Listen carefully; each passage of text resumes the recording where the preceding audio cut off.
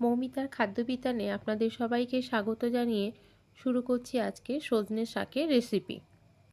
এর উপকারিতা সম্পর্কে সবাই আমরা অবগত। দেখুন, আমি এখানে কিছু সজনে শাক নিয়েছি। আমি কিনে এনেছি শাকটা, একদম কচি পাতা দেখে নিয়েছি। এটাকে আমি আজকে একটু ভাজা করব। তার সাথে মাঝারি সাইজের একটা পেঁয়াজ আমি নিয়েছি।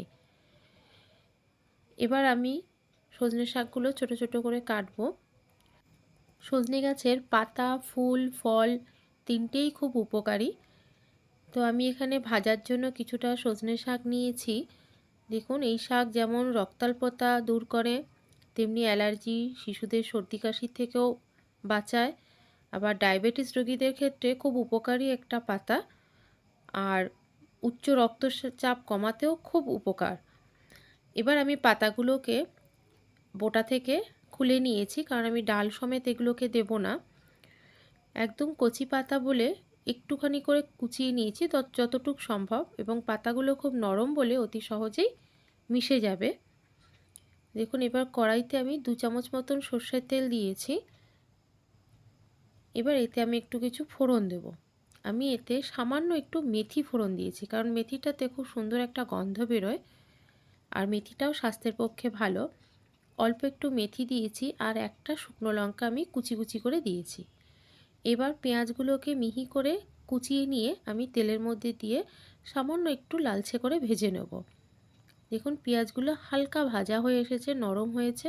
এবার আমি কুচি করা শাকগুলো এতে দিয়ে দেব। শাকটাকে আমি ভালো করে তেলের সাথে একটু নাড়াচাড়া করে নেব।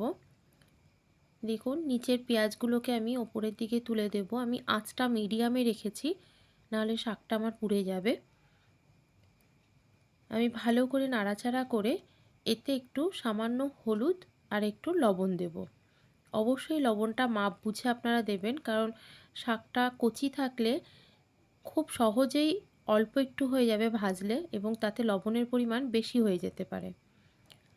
দেখুন, সামান্য একটু হলুদ দিয়েছি আর একদম অল্প একটু লবণ দিয়েছি। যদি লবণ কমও হয় তাতে অসুবিধা হবে না, কিন্তু বেশি হয়ে গেলে পরে সেই জিনিস আর খাওয়া যায় না। দেখুন, আমি ভালোভাবে নাড়াচাড়া করে এটাকে কমিয়ে রাখবো। এর থেকে যে জলটা বেরোবে, যে জলটা দেখুন বেরিয়েছে, তাতেই আমার শাকটা এবং ছোট ছোট করে যে ডাঁটাগুলো কেটে নিয়েছি নরম, সেগুলো সেদ্ধ হয়ে যাবে। দেখুন, আমার শাকটা প্রায় হয়েই এসেছে।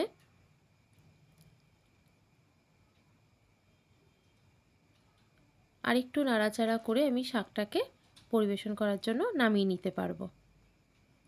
দেখুন, আমার শাকটা ভাজা হয়ে গেছে, কারণ শাকটা কড়াইতে লেগে যাচ্ছে, এবং শাকের পাতাগুলো কি সুন্দর লালচে হয়ে গেছে।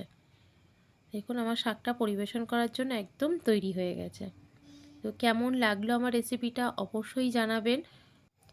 চ্যানেলটিকে অবশ্যই সাবস্ক্রাইব করে রাখবেন এবং এগিয়ে যেতে সাহায্য করবেন। সম্পূর্ণ ভিডিওটা দেখার জন্য অসংখ্য ধন্যবাদ।